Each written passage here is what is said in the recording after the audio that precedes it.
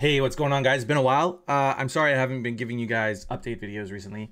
Just had some editor issues, but we found an editor again, and we're ready to get back on that YouTube grind. So make sure you like, comment, subscribe, help me game the algorithm, help me grow my YouTube channel, and then of course come check out my Twitch stream, twitch.tv/DramaticDegen. If you guys are new to this community, what I'm doing right now is a Road to WSOP challenge, trying to hit $100,000 by May 31st of 2023, at which point we use that profit to go play the World Series of Poker for 2 or 3 months.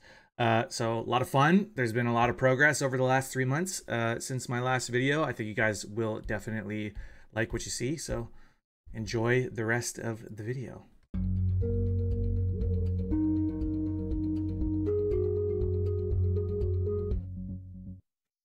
So this is how August went. It was okay. Could have been better, could have been worse. Things were just, we were just wrecking. We had like one bad day here. I think this was like a Saturday, Sunday kind of a thing. And then fourth in the bigger 22 at the end of the Sunday. And then just went on a steady upward pace. Tiny, 1-2 day swing here. And then had another fantastic day. That's right, 8th in the $25 mini Grand Prix. I think we ran bad towards the end. We were super card dead. So we peaked halfway through the month at about 4K, it looks like, 3.5K, something like that. And I was like, well, at this rate, like the way we're playing, etc., there's no way that I don't have like a 5, 6, 7K month at the poker streets, right? And boom, we just went on a swing. And, this was about a week of swinging.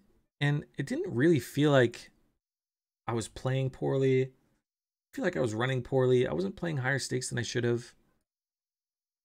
But with my average buy-in, $20 average buy-in, and the style in which I'm playing, and the game selection that I've got, i.e. small fields for the most part, this was all midweek grinding, so there definitely wasn't any big fields going on here. At most 2 or 3 big fields, and everything else was like below 500 players. We probably shouldn't be having these types of swings. So I was talking about this with my coach today. I think I'm plateauing a little bit in my development as a poker player over the last few months since joining the Coaching for Profit group. Because these types of swings shouldn't happen. So I don't know where the plateauing is coming from. I don't know if maybe my ICM is really poor, if maybe I'm bubbling too much. I think that's probably a big one. I think maybe there's a little bit of me like finishing too early, as in like getting knocked out too early, getting myself into too many tricky big pots, probably calling too many rivers, that kind of stuff. So I'm going to work on that over the next month and kind of see where the leaks are. Here's the majority of your volume now, ACR. So this player group is across all sites: Stars, ACR, Global, Party, and GG. I think we probably could have done a lot better. I think there's always variance at play when you're playing less than 1,000 games, right? There's always going to be variance, but if we look at like the greater picture here, so let's just do since I joined the Coaching for Profit group. So if you guys don't know, I've said this a lot, but just in case there's anybody new in the chat or they weren't aware, I joined a Coaching for Profit group headed by Brian Fight, who owns Team Turbo Kings. He's also known as Beefiz online. Some of you guys might know him by Rocky's Road on ACR. And Coaching for Profit means he coaches me full-time every day, or at least pretty close to every day. And in return, I give him 20% of my monthly profits. I've been doing this since June 1st of this year. And even though I feel like I could have done a lot better in August, the last 3 months have been the best 3 months poker-wise of my career since 2019, probably. That's something I forgot to look into. I wanted to see when was the last time I had 3 consecutive profitable months, and I think at the earliest, I would say probably 2019. I know I didn't have any consecutive profitable months last year, and if I had any consecutive profitable months in 2020, I would be surprised if it's more than 2 months. So it must have been 2019 where I had consecutive profitable months. But let's take a look at since joining the Coaching for Profit group first. So this is a little bit more kind of like realized EV to some degree, right? We've put in 3 times as much volume. And it's not like as swingy, obviously, when you look at the greater picture of things, but like there's a lot of straight stretches and a few too many dips that I think is a pretty big reflection of me playing pretty poorly in some spots. I'm not sure what yet. You know, like a 20% ROI is not what I'm going for. I'm going for like a 50% ROI. And a lot of you guys are probably in the chat going, 50% ROI just isn't a thing. That doesn't happen. I'm going to show you guys something. Give me a sec. So that is BFIS's graph since March of this year. And that's below 55s. This is a 50% ROI. Or pretty close to it. This is a 50% ROI since March of this year. And he's up what looks like 50K here. So it's totally possible. So obviously, like, in my opinion, and you know, not to blow too much smoke up his ass, but to some degree or another, he's a bit of a pinnacle when it comes to these low average buy-in regulars.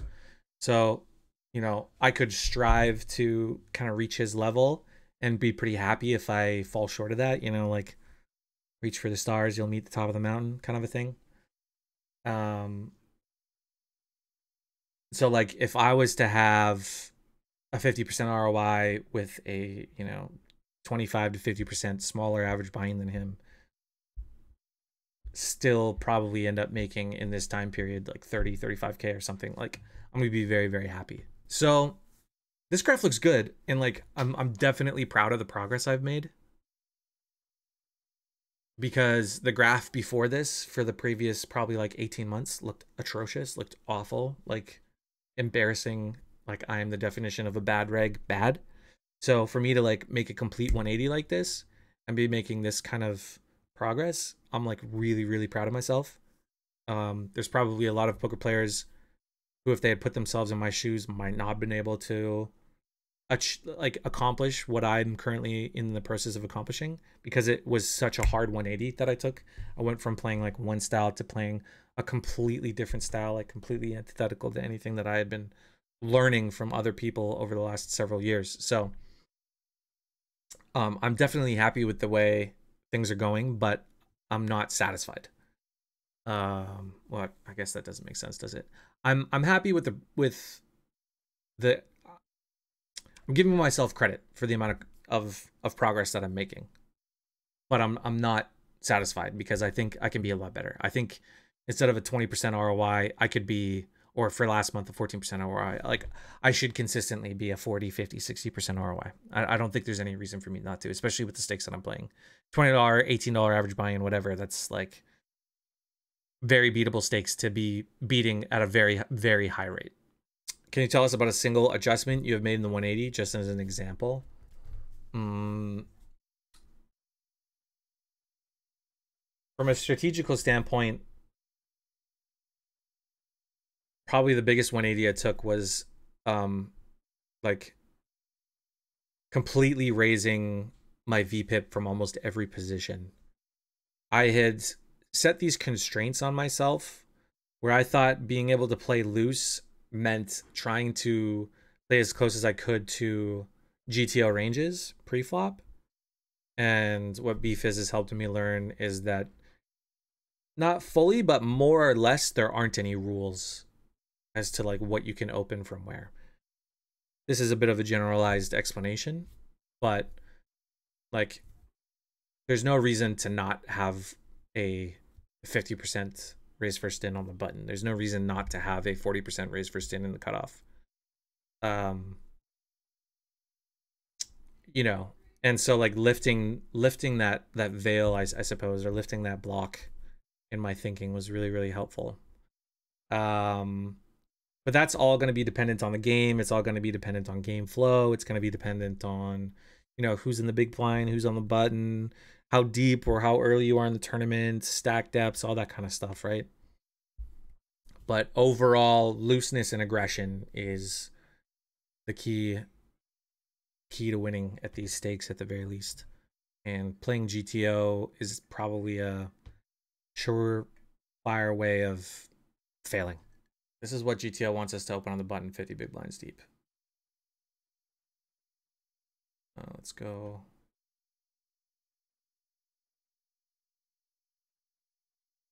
But you know what I'm doing sometimes, depending on who's left to act, of course. I'm gonna add these. I'm gonna add 9-4 suited. I'm gonna add 8-4 suited, 7-4 suited. I'm gonna add 4-3 suited, 3 deuce suited. I'm gonna add every offsuit king. We're gonna do all the way down to queen 5 off. I'm gonna do jack 7 off, 10 7 off, 9 7 off, 7 6 off, 6 5 off. Right, like just add another 5% there. The main theory behind it, or the argument, I guess you could say, is so the big blind doesn't, the data shows, like if you ask BBZ, if you ask I forget that Twitter group that's always spouting poker shit, if you ask anybody who's done any research into how the population reacts, the people are defending the big blind about 20% less than they should. So why wouldn't we want to open more? And it's the same with the small blind. The small blind is even worse. They're defending significantly less than they should. Not only that, but they're also 3-betting significantly less than they should, right? And then on top of that, post flop, they're defending significantly less than they should. They're not check raising enough. They're not check calling enough. And so all of a sudden, we get to pick up a ton of uncontested free pots, really, really easily with some really basic strategies that just involve playing wider ranges. That's kind of the long answer short of it. So back to where we're at. So according to my shark scope, we finished 3.9K. I buy action of my buddy Alex, and he buys action of me. I actually finished down just a little bit less than that, about $100 less than that. So 3,800 bucks on July. That is actually, or sorry, on August. That is our best month of the challenge so far. So pat ourselves on the back for that one. Pretty nice. I'm just pulling up my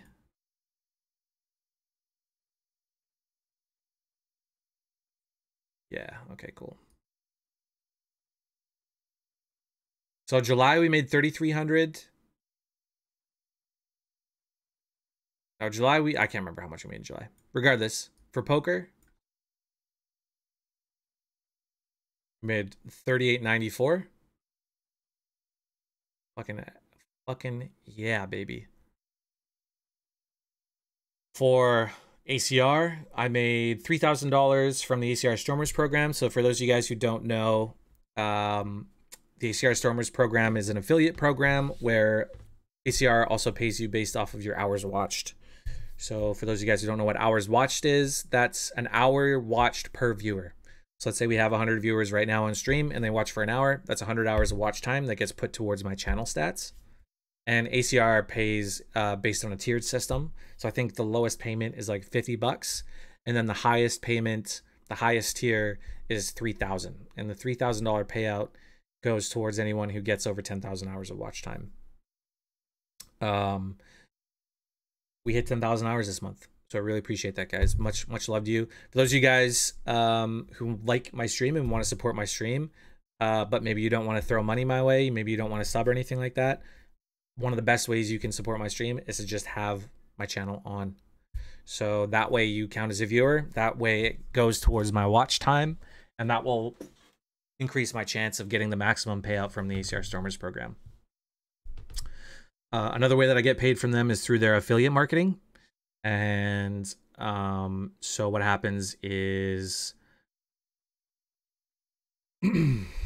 I get a viewer to come in and make a new ACR account if they've never played on the WPN network before.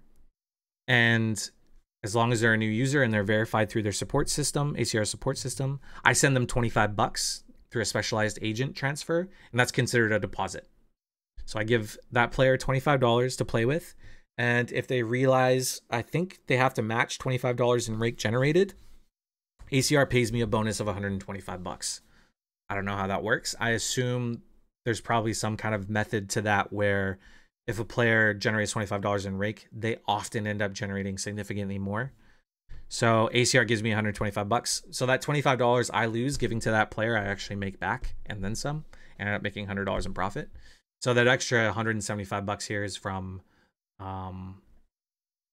the affiliate bonuses minus the money that I gave to the player initially. So if there's anybody in the chat, or this is going to go on YouTube, if there's anybody on YouTube who's never played on WPM before and wants free poker money and also wants to support my stream, drop me a DM and make a new account on America's Cardroom using promo code DRAMA so that I'm linked to your account. So the promo code is spelled DRAMA. And then drop me a DM and I'll fire you 25 bucks to play with. You can do whatever you want with that money. Play poker, gamble. I prefer you play poker and generate the rake because it looks good on me, but the more signups I get, the better. ACR only in America? Nope. It's pretty much worldwide. I think almost every country can play. So that's our big part of our income. We made 267 from Twitch. Nothing crazy. I never make anything crazy from Twitch, from subs. I don't know. I've been thinking about this, chat, and you tell me what you think, because I don't really see any other Twitch poker streamers doing this. I'm thinking about making sub goals. I'm thinking every 10 subs that I get, I'm going to give away an hour of coaching. And so having like a sub goal meter somewhere on the stream. What do you guys think of that? I noticed that no other Twitch poker streamer has sub goals, but I don't think that doesn't mean I shouldn't have them, especially if I can like give back to the community as an incentive. That's what I've been thinking. So there's our 3 sources of income right there for August. Not bad, not bad. Lost a little bit on MMA bets. I think I'm going to take a break in September from betting MMA. I just don't feel like I have my head wrapped around it very well, and I haven't spent a lot of time doing research on fighters lately, so that'll be $200 we'll save for September. And then I paid Brian 20%. I paid Brian 20% of my monthly profit.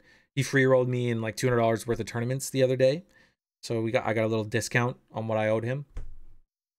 Technically, I gave him 600 bucks for this month.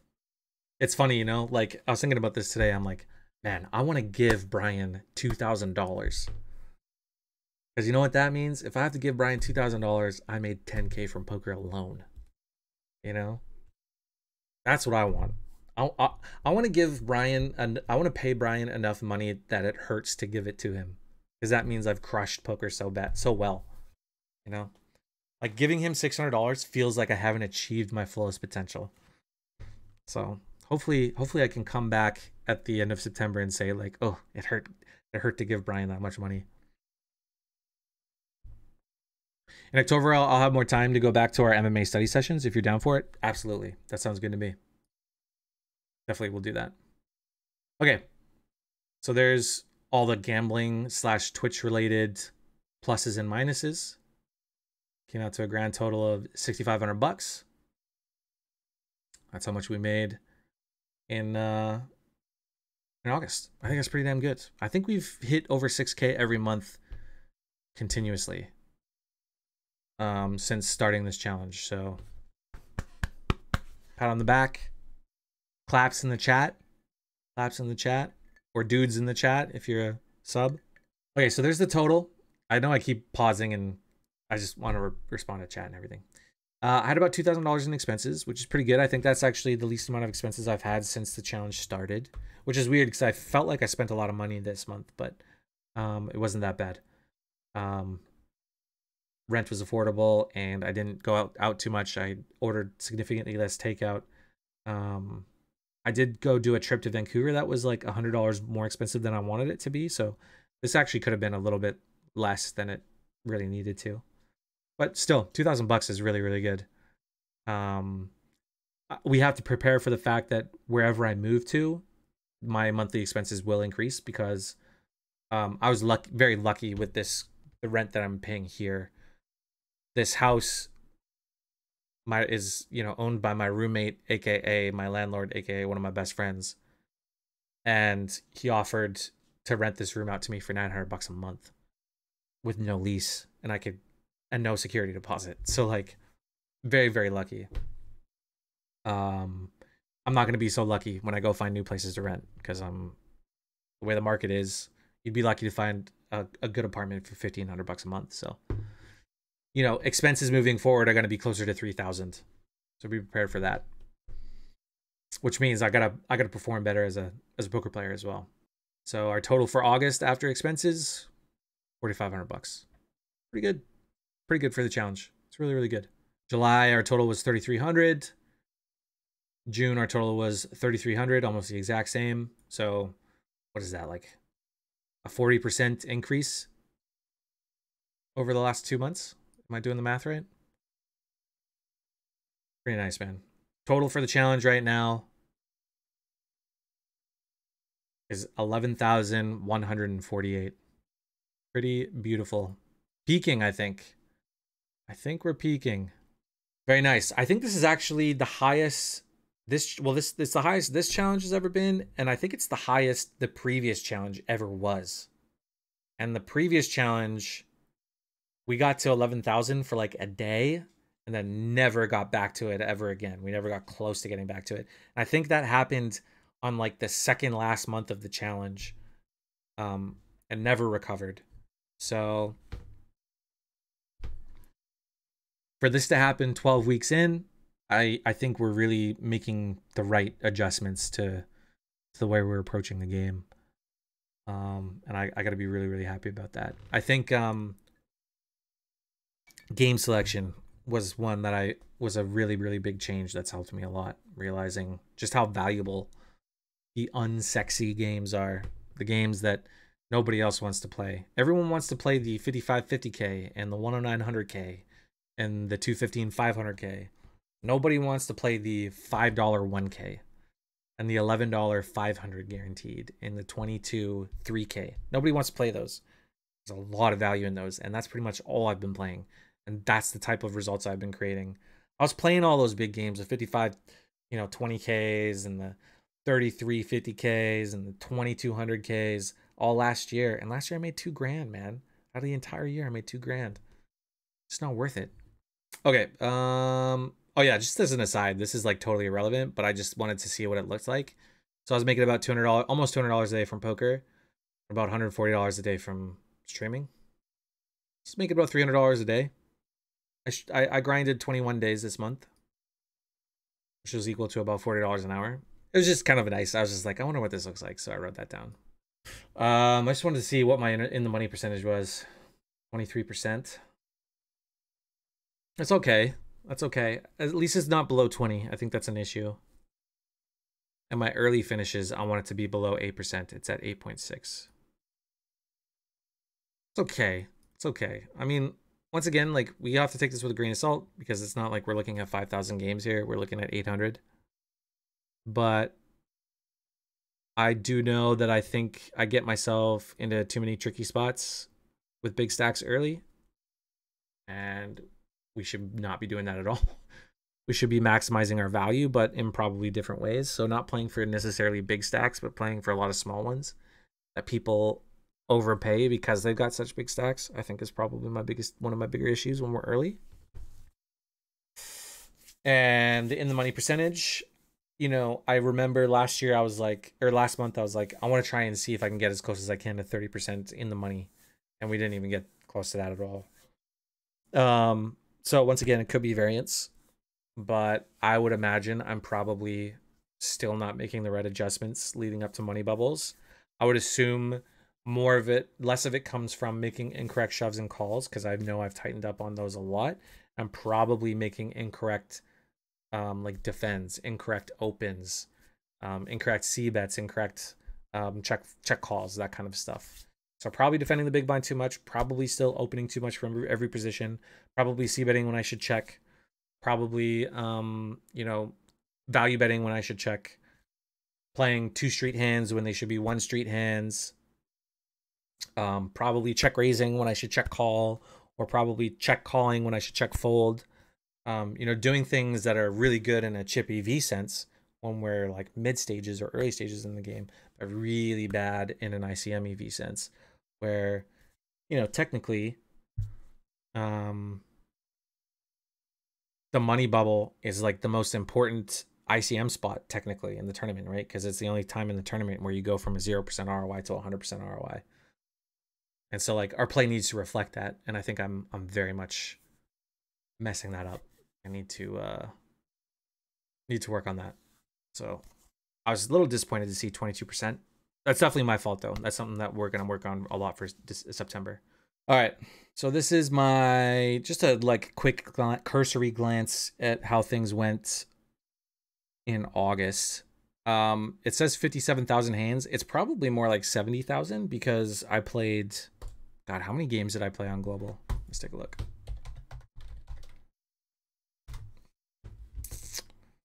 I played, as you can see, Global's my best site, that's for sure.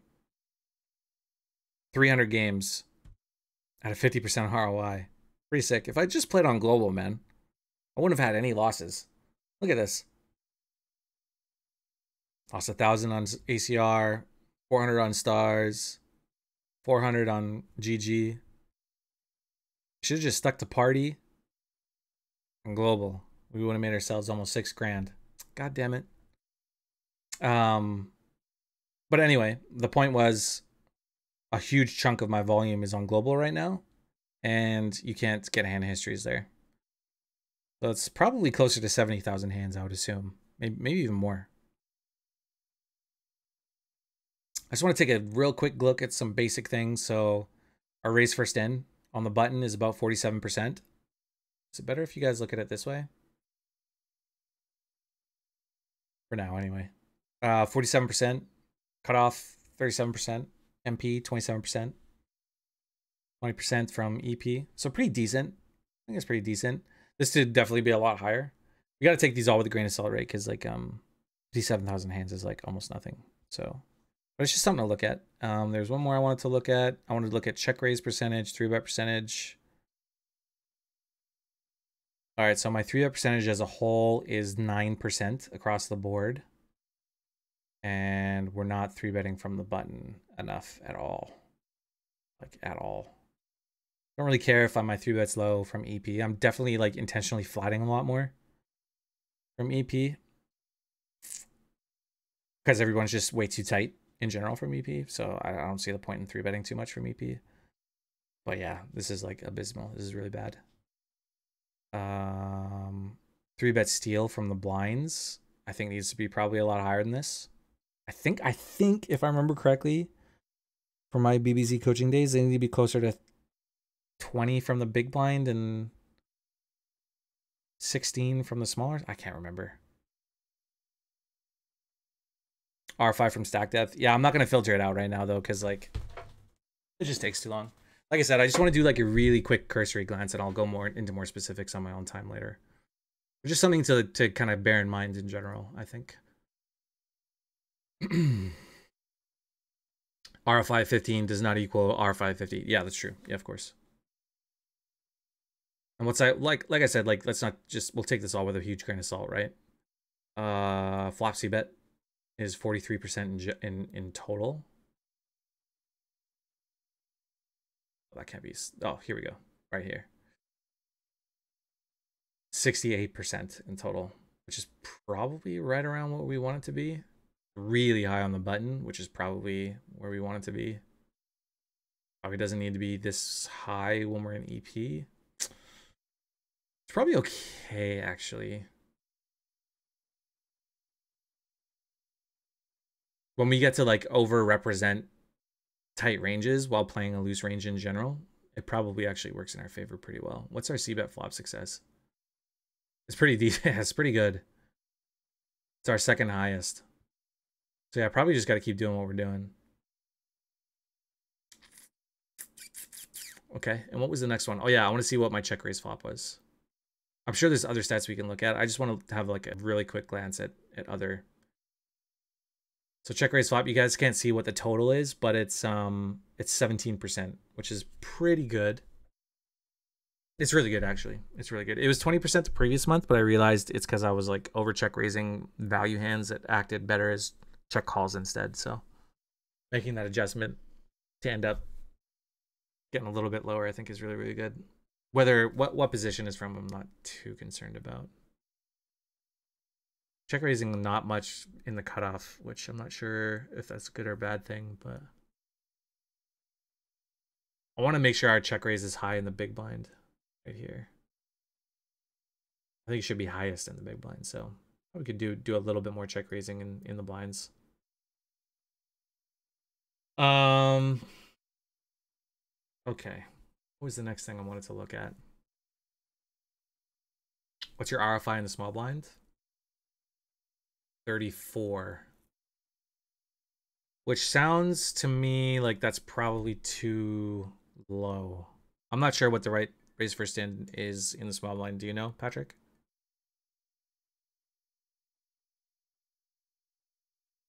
Isn't global for USA, just for USA players? Canadian too. You have a command for your ACR affiliate sign up thing? No, just download the client, and when you make a new account, use promo code DRAMA. There will be a promo code bar like at the bottom of the sign up account. As long as you use promo code DRAMA, then it'll work.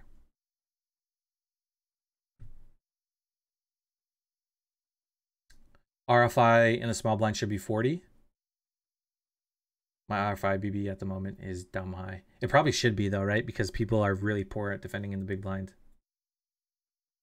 So maybe I could stand to defend more here. Maybe 34 is a little too low.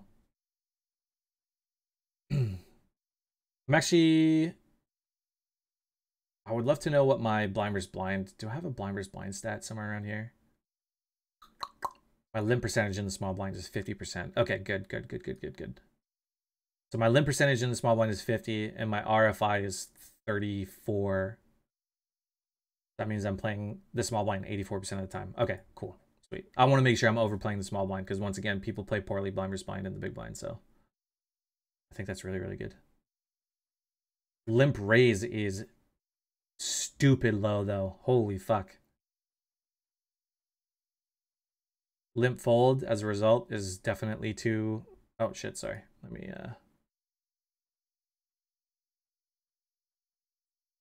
My limp raise is 5%, my limp fold is 46, and my limp call is 49. Everything but the limp call just seems very wrong. Like, I think this probably's got to be like quadruple what it is, right? Maybe less. Maybe more like triple what it is. It's way too low, though. I'm just guessing. I'm not sure what the right percentages is, but like we got to be way more aggressive than 5%. And I'm limp folding way too much, for sure, as a result as well. The limp call is probably about right, I would say. But these two need to complement each other a little bit better, I think. I bet you we can find some bluff limp raises, and I'm probably just button clicking too much in this spot. I'm just guessing. I don't know what the right numbers are, but I would assume that that's probably a pretty reasonable assumption to make when I look at those. Oh yeah, I wanted to show you guys how my win rate was. Once again, take it with a huge grain of salt. It's 500k hands.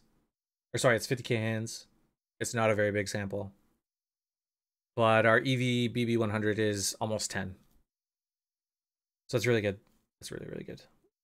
Despite the fact that I have some huge leaks in some spots, we're winning at a huge win rate. So like 10 is basically at a level where I'm like crushing.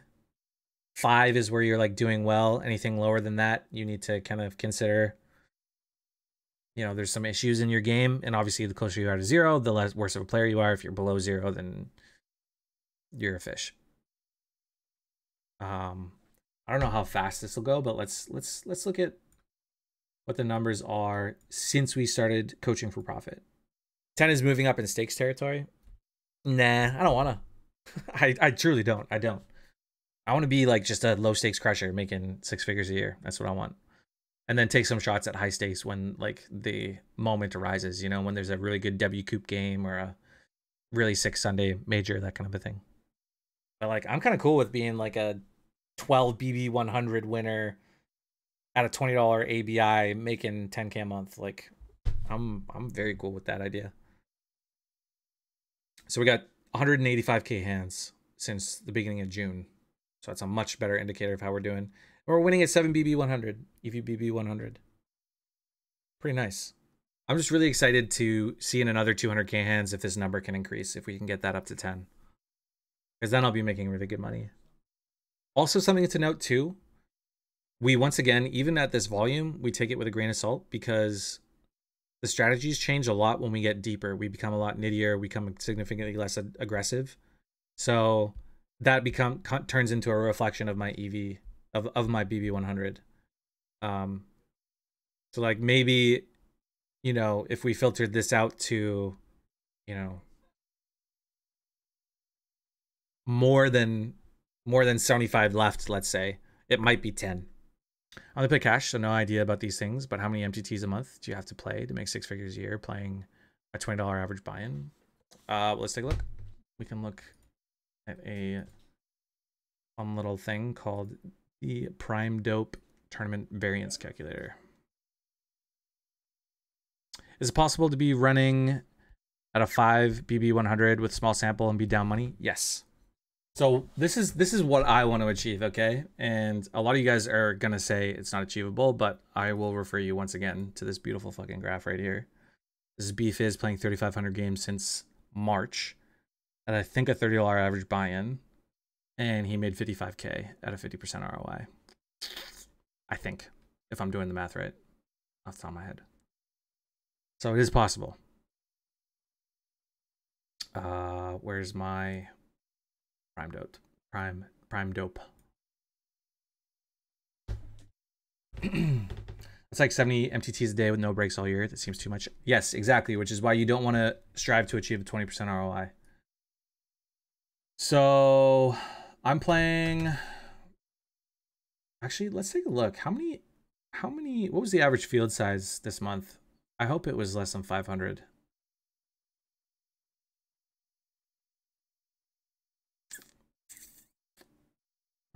What am I looking at here? Where's the average field size? Average entries, 440. Okay, that's good. It should be less, but that's good. I just don't want it to be higher than 500. Okay. Back to this. Let's say we do number of players 500. So what is that? Like 75 people get paid in a 500 player field, roughly, right, chat? Something like that. All right, let's say we play a $20 average buy-in. 11% rake. Let's just look at what we can achieve in 1,000 games on a 50% return on our investment. We'll change that ROI, or sorry, we'll change the volume of games after, just to kind of see what kind of profit we can make if we consistently have a 50% ROI.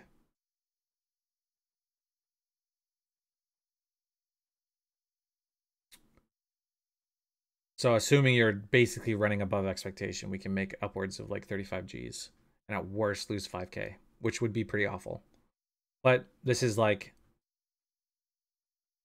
when you look at the bottom here, this is very rare, right? This is very rare to see yourself losing this much. And then here's the mean.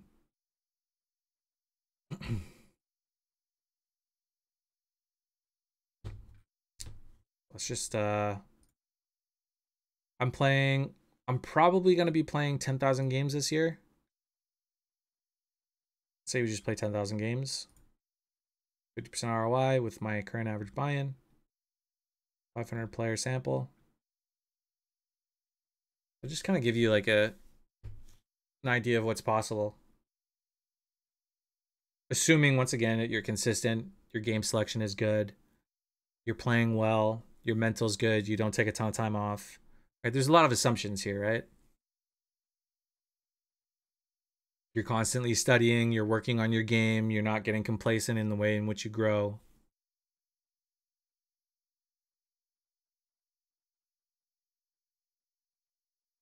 Turn up the sample runs. Where do I do that, chat?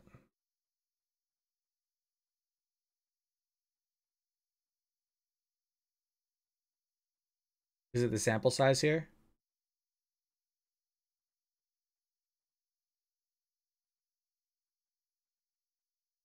He plays like 1,000 games in a week. No, we're averaging about 850 games a month right now.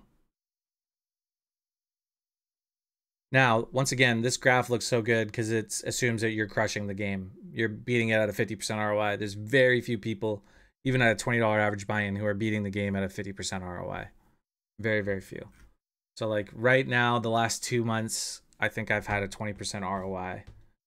So just kind of give you an idea of what my year will look like on a 20% ROI. It's significantly different. Where's my graph thing here? Did I not click the? There it is. significantly, you know, swingier, much swingier. To the point that we could be losing, you know, and I was losing last year. I was a losing player last year. Honestly, if I didn't sell action last year, I would have gone broke, probably.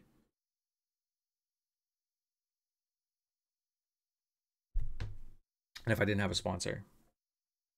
So when you put that into perspective, I'm like very grateful right now. Super, super grateful that I've been able to find a community to help me turn my game around, that I've been able to put myself into this position where I can turn my game around, you know, and still hang on and make myself a successful poker player. But yeah, look at what can be achieved here, you know? Where like, even if you're running poorly, super below expectation, like we can still make a low class income, you know? So I don't know, just something to bear in mind. I mean, take this all with a grain of salt. There's probably a few inputs I'm putting in wrong. I think that's something that's also really interesting. What if I was able to cut my average field size even smaller? We'll go back to a 50% ROI.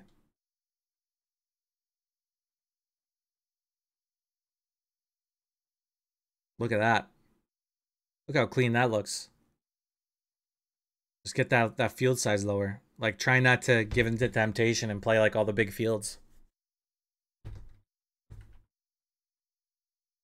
All of a sudden, this starts to look a lot cleaner. Whether we're running good or running poor. You know, it's totally possible. I just wanted to quickly go over a few of the... It says here July goals, but these were the goals that I made in July for August.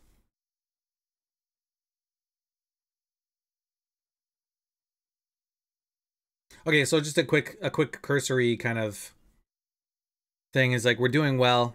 We have some major leaks that need to be worked on. That could help be a huge factor in us being able to win more than what we've been winning the last couple of months, because as I showed in that shark scope, which I don't think I have anymore, our graph is looking a little swingier than it could, or a little bit flatter in spots than it should. I think, you know, instead of making $4 grand a month, we should be able to get to ourselves to a spot where we're making $8 grand a month in a pretty short period of time. Maybe not next month, maybe not October, or maybe in September. It could totally happen. We just need to really sharpen the knife a little bit, sharpen the tools in some certain areas. So these I totally failed on. I was looking at this today and I totally failed on, except for sleep and keeping the house clean. But I didn't get any exercise. I didn't meal prep very well at all. I didn't do a lot of spot checking. I just did a lot of like basic studying. And then goals that like I just wanted to see if I could achieve, but I didn't put priority on them. These ones I'm less upset about not achieving. No game above 500 players. My average field size was above 500 or below 500 players, but I did play higher than 500 player fields. But that's neither here nor there. We didn't get to 1,000 games. We got to 865, which is whatever. No games above 33. Definitely failed that, especially as I started going on a bit of an upswing. Started playing some like global 55s and stuff. But that's not a big deal. 30% in the money. Didn't even get remotely close to that. But I'm going to try that again for September. No social media, mornings, nights of grind days. I did pretty well on this. I think I achieved this at like 75%, I would say, of the time. I was pretty good about it.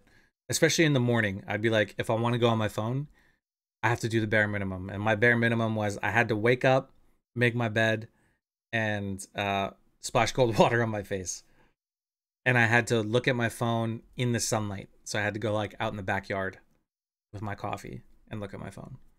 So that's pretty good. Nights, I wasn't as good about it though. So I'd say that I was about a 75% success rate at this. 165 hours of streaming. I think I did 120. I was thinking about this today without even knowing that I had set this goal. What happens at the end of a lot of nights is I'll have like 5 games left without any intention of registering any more games. I'll be like, okay, guys, I'm calling it a day. Take it easy. But then I'll play poker for like another 3 hours just with those 5 games. I think that's like 3 hours of missed opportunities, whether that be through raising my viewer count or getting more raids or getting more subscriptions, you know, just getting new followers, which in turn can, you know, create more opportunities for me in the future. So I think what I'm going to do, because as you guys can see here, right, like on this little tube that I got actually below me, we can like watch YouTube videos, and it's a great feature that Jason added to the quality of my stream, where we can watch YouTube videos together. I can take this chat off. So you guys can see if you guys have never seen this before. So like if I'm really like that bored that I don't want to stream my last 5 tables, because I end up just putting on a YouTube video on anyway when I'm not streaming and playing those last 5 games, like I should just do this with you guys. And I think I'll have a hard set rule that I will only turn the stream off if I'm obviously like mega tilted, because I really don't like streaming angry. Or when I have, only if I have 1 game left and it's like, you know, 7 hours away from final tabling or something. So I'm gonna make that a rule where like no turning off the stream unless I only have 1 game left. And if we have to watch YouTube videos to pass the time, like if I'm not feeling like being entertaining, then we'll watch YouTube videos. So I think that's going to be a good way for me to curb my situation of not getting to full-time hours of streaming properly. 10 first-time deposit signups for ACR. I don't really care too much about this as long as I hit my 3 first-time deposit minimum per month. That's all I really care about. But obviously there's, you know, possible EV and income by not striving for 10. I was really lazy this month about that stuff. I was purely focused on the poker because I was so intent on trying to maximize how much money I could make before I move out that I kind of let everything else fall by the wayside. I think that was silly, because if I had actually worked harder on getting more hours in and getting more signups and all that stuff, then I can make more money, like guaranteed, as opposed to like relying on the variance of poker. So 40 pages per day, I did that. I read like 1.5 books this month, so that's pretty good. So maybe not 40 pages a day, maybe it was more like 30, something like that. And maybe bets are $25 a unit, which I did, which is like whatever. I still lost money, so who gives a fuck? The big thing that I think I want to carry over into September is these non-negotiables. So before grinding, I have to do these things, but I'm going to make them easier on myself because I didn't achieve that this month. So obviously there's something that I'm doing wrong, right? So clean house, I think, is fair. I think 20 minutes of exercise could be as simple as a walk or full workout. I think I actually added 30 minutes. So this month we'll make it 20 minutes. Let's even go smaller. Let's just go 15 minutes. If I'm being that lazy, let's keep it super, super easy so that I have no excuse. 2 meals, 1 stack meal prep. Obviously I wasn't doing that either. So let's change this a little bit to be a little more ambiguous to no takeouts on grind days. 7 hours of sleep, still working on that, but it's doing pretty well. I think I took like 2 days off this month because I didn't get enough sleep. Outside of that, I was getting at least 7 hours. So I think that's really, really good. For sure, September. Oh, sorry. Yeah, you're right. September goals. My bad. So these are going to be my non-negotiables. I think this, like, it might sound silly, but I think this will actually help with my game. Just having a little bit of structure to start out my day and kind of clear my head is going to be really, really useful. And then, of course, it helps with preparing for my day as well. So, like, no takeout means I have to make some food. So I'm going to eat a little bit cleaner. 1 spot check is just kind of get my mind in the right spot to be ready for the grind, you know? You know, and obviously, like, I think sleep is super underrated. So I will never, as long as it's not a Sunday, basically, like for the rest of my days, I will never grind without at least 7 hours of sleep. If I get less than 7 hours of sleep, I'm just not going to play that day. That's just the way it is. I've had too many days where I'll be like, oh, I'm tired. I slept for like 5 hours last night. And then I go play poker and I like never win. Like, okay, well, I wonder if there's a correlation there. Duh. So that's the conclusion. I think it's a really, really good conclusion. I think we're making a lot of really great progress, and I'm really proud of myself. We'll see how September goes. Like I said, I'm moving out on the 15th. I have no place to live yet. I have the luxury of being able to rent out my parents' Airbnb, so I'm not going to rush myself on finding a place and end up moving myself into some shitty apartment. I'm going to like just keep putting out volume and keep applying and looking for the right spot until finally somebody says yes, and then I'll move. And in the meantime, I might just end up living at my parents for a little bit. So regardless, in September, there is going to be probably like a 3 to 5 day period where I'm not going to get to play very much, which is kind of important not to miss out on with the goals we want to achieve. But I'll try and do my best to work around those. And maybe September ends up being a pretty amazing month, just having these hurdles that we managed to get ourselves over. Boom. Cheers, guys. Once again, sorry that I haven't been too frequent with posting videos, but hopefully you guys enjoyed this one at least enough to like, comment, and subscribe. And then, of course, come check out my Twitch stream, twitch.tv/DramaticDegen. Schedule is a little sporadic, but I'm pretty consistent. I stream about 40 hours a week from 3 p.m. Pacific onwards. So chances are you will see me on the Twitch streets, probably live as you're listening or watching this video. All right, guys. Anyway, once again, much love. Really appreciate the support. And I'll see you guys in the next video.